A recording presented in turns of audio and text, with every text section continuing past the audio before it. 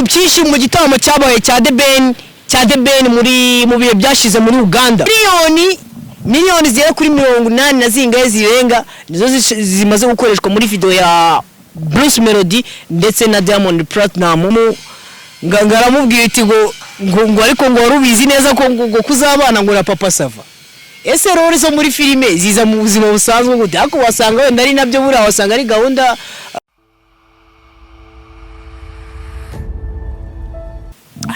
Turagarutse kuri Benita TV, turagusuhuza wowe aho uri hose mu bice by'isi, ndetse n'umuntu uri mu Rwanda. Turagusuhuza cyane, uri kuri Benita TV show, uri kuvugana ubungubu ngewe uri kuri micro ni Lobo. Turagarutse kuri Benita TV, turagira ngo wowe uri kutureba uri mushyashya kuri Benita TV show, we kanda subscribe kugira ngo tujye tubana umunsi ku munsi. Turagarutse n'ibiri gutangazwa mu bitangazamakuru bigiye bitandukanye, ibitangazamakuru cyane muri showbiz, dufite amakuru menshi muri showbiz, dufite amakesi ya Bishop Gafaranga, dufite amakesi ya Mama Sava, dufite bese ibintu byinshi bigiye bitandukanye ku ndirimbo ya Bruce Melody na Diamond Platinum itarasohoka kugeza na n'ubu tugitegereje mu Rwanda kugira ngo isohoke. Abanyarwanda bategerezanyije amatsiko menshi cyane, uri kutureba cyane. Ngiye kukomeruka muri Tanzania kabisa, hano amashusho yararimo arakorerwa hariya muri Zanzibar, ndetse no mu duce tugiye dutandukanye kuko nagari muri Zanzibar gusa amashusho yagiye abera, hagiye hakorwa amashusho agiye atandukanye. Wari kudukurikira turagushimira cyane, turanagusuhuza. Uri kuvugana na Lobo. Turahera kuri kesi ya Bishop Gafaranga utaraburanye. Abanyamakuru kuko amakuru dufite nuko nubwo tutari duhari ariko abanyamakuru barategereje ariko babura Gafaranga, Bishop Gafaranga. Ariko amakuru neza dufite nuko Bishop Gafaranga wenda hakiri ibibazo ariko agomba kuburanishwa. Ibyo nibyo ni nakazi kubugenzacyaha kugira ngo babashe gukora akazi kabo neza. Tudaciye kure, twagiye tubona dusha twinshi baza kumusabira imbabazi kuko ntabwo twe tuzi ko Bishop Gafaranga afite burya afite n'abana bagera muri bangahe bose, ndakeka ni 2 cyangwa se wenda bararenga 2, simbizi ko na makuru ari kuvugwa muri showbiz. Na makuru ari kugenda avugwa muri showbiz agiye atandukanye, ni mu bitangazamakuru bigiye bitandukanye. Burya ntago mwari muzi ko neza, ntago mwari muzi neza, ntago mwari muzi neza ko ntago mwari muzi neza ko Mama Sava ngo baragize gutya ngo ari umubishop ngo wagize ari ni wamwita Bishop ndi niba ari Bishop Foka, Bishop Foka ngagize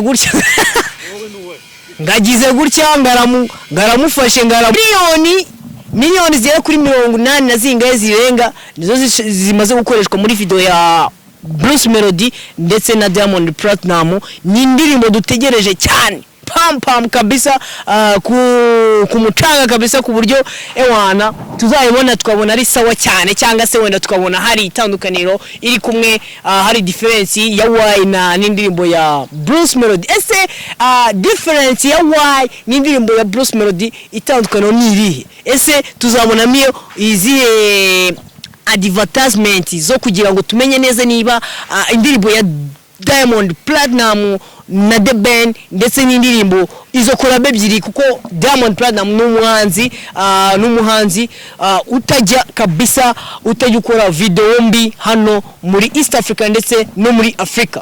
N'umuhanzi utajya ufatirwa n'abahanzi bose bagiye batandukanye, n'umuhanzi rwose utajya ushidikanywaho, n'umuhanzi ushobora gukorana nawe akaguhereza ibyo ushaka cyangwa umuziki w'igihugu runaka akarukura ku rwego rumwe arujyana ku rundi. ibyo ni ibintu tugomba kubacengereramo kuko mfite amakuru ahagije neza ko yuko ibintu bitaraba normal neza. Video zirimo zirakorwa, video isa nkaho yanarangiye ahubwo asigaje kugira ngo video imurikwe, banayikore challenge kugira ngo ibashe kuba movement kuri channel runaka. Ese channel izajya kuri channel y'umuhanzi Bruce Melody cyangwa se izajya kuri channel ya Diamond Platinum? Bikiri urujijo cyane kuko hari byinshi Diamond Platinum arimo arasaba 155 kugira ngo channel indirimbo ijye kuri channel ya 155 ijye kuri channel ya 155. Bruce Melody ari kwifuza ko indirimbo yajya kuri channel ye bwite kugira ngo ibashe kuba ibashe kumugeza ku rundi rwego nawe nk'umuhanzi w'igihangange hano muri East African Community. Ndagira ngo mbabwire yuko ubu byarenze urugero kugira ngo amadosiye hajemo abantu abajemo inyiko hajemo babantu banariza kabisa ku buryo bareba se itegeko riravuga iki. Ese aya mafaranga turata uko amafaranga Diamond Platinum arimo arasaba 155 niyo kumuzana mu Rwanda agakora show nawe kungukiramo. Kandi indirimbo ya Diamond Platinum irarebwa cyane kabisa ku ruhando muza amahanga ko n'umuhanzi mwiza cyane n'umuhanzi w'icyitegererezo hano muri Afrika. Tukiri muri ibyo ngibyo, Diamond Platinum arimo arasaba amafaranga $150 kugira ngo indirimbo ibashe kujya kuri channel ya Bruce Melody, ibashe kukurete kuri channel ya Bruce Melody, ibashe gukoreshwa na challenge mu bihugu bigiye bitandukanye. Wenda harimo challenge ya Diamond Platinum ayikoresha challenge kugira ngo indirimbo ibashe kugira ngo ijye ku rwego mpuzamahanga nk'uko biza kuba bivugwa. Bruce Melody, ese uruhare rwa Bruce Melody 155 ruratangaza iki? Ruratangaza yuko wenda bashobora kumuhereza $100,000 zikava kuri miliyoni wenda basezeranye kugira ngo zikorwe na video, bigatangazwa yuko ayo mafaranga akiyongera kuko video itararangira kugeza na n'ubu ngo utuntu tumwe na tumwe bagomba kugenda bakemura kandi amafaranga agomba kwiyongera kuko ubu ngubu tuvugana amafaranga ya video ntago areba Diamond Platinum kuko wari amafaranga bamuhaye pembeni nk'umuntu ugomba kubafasha gukorana kurabona Bruce Melody. Ese indirimbo muyiteguye gute abanyarwanda? Murayifata gute?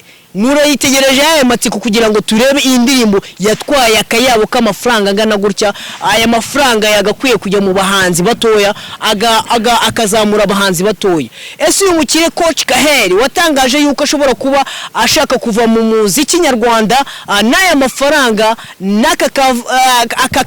akakavagari akavagari k'amafaranga akagaka kabisa ari gushora mu muziki nyarwanda. Ese muramufata gute? Murabishaka kugira ngo mubifate gute nk'abanyarwanda? Turahurira muri comment section kugira ngo turebe se aya mafaranga nta kindi kintu yakwiye kugira umuziki nyarwanda nko kuzamura impano, nko kugira ngo tuzamure impano nyarwanda, ariko wenda niko bigenda niko bashaka kugira ngo bashore mu muziki nyarwanda.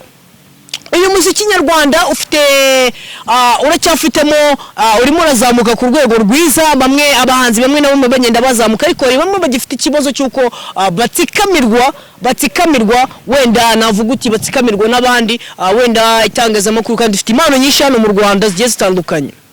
Aka kavagari k'amafaranga agiye gushorwa muri uyu muziki, ese aya mafaranga arishuwa neza kazagaruka? Ibi ni ibintu tugomba kwibariza wenyine nyirubwite umuyobozi wa 155 cyangwa se tukabaza nyirubwite Bruce Melody kuko nibo bazi ese decision y'ukuntu amafaranga azagaruka, nibo babizi neza, barabizi kuko aya mafaranga ni menshi bagiye gushora, kuko Diamond Platinum ni umuntu udakwiriye gukorana korabo nawe utatanze amafaranga afatika cyangwa se utifite mu mufuka wawe.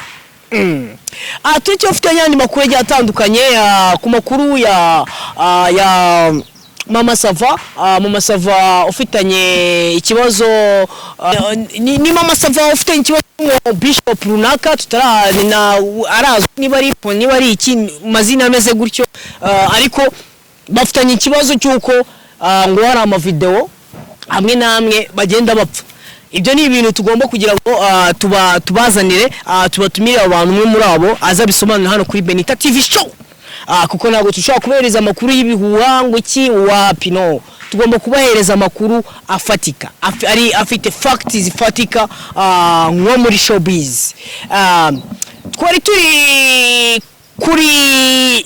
turi ku bijyanye na Mama Sava, ariko tukomereza wenda ku bijyanye na Bishop Gafaranga ukekwaho ibyaha, ufitanye ibibazo n'umugore we basezeranye, ariko tumubwira pole gukomeza kugira ngo wenda ibibazo babikemure neza mu buryo bwiza, kuko amakuru dufite nuko bashaka kuba baranamubariye Pastor Gafaranga, bashaka kuba baranamubariye sometime mushaka kuzumva imbabazi ze bamubabariye kuntu bimeze, bashaka kuba baramubabariye, ariko byaba ari byiza cyane, ibintu byaba bishaka kugera mu ntambwe kugira ngo wenda bazabashe kugira ngo bamuhe wenda nawe yikosore, niba ari ibibazo yakoze azikosore, niba ari icyo yakoze kibi azikosore. Nta muntu utikosora, burya amafuti y'umugabo nibwo buryo bwe, wenda yazikosora akajya umurongo nk'abandi, akubaka agatunganirwa kandi akubaka neza. So twari tukiri mu makuru ya showbiz, ntago buriya twagenda tutavuze ku irushanwa rya BAL rizaririmbwamo n'umuhanzi bita Bruce Melody. buriya Miss Imbere Bruce Melody azaperformingamo ikipe bita APR. BBC arya ni BBC ni APR irimo irabica bigacika kabisa hano mu Rwanda, kuko ubu ngubu kabisa ikipe ya APR abantu muri kubona ukuntu iri gukina basket, nkaho ari muri NBA, wagira ngo ni muri NBA basketball hano kabisa. APR BBC irimo irakubita umuntu wese utumva ko APR irimo irakubita ikintu bita baro, irimo irashegeza baro bro hariya muri nuzo muri Big Arena, irimo irayitigisa. APR rero, APR ifite forme zitabaho cyane, irimo irakura mu nzira andi makipe, kuko APR gukina ku rwego nk'urw'abakinnyi bo muri Amerika, bo muri NBA, bo muri NBA wagira ngo si BAL irimo irikina muri NBA, irimo irikinira muri hose.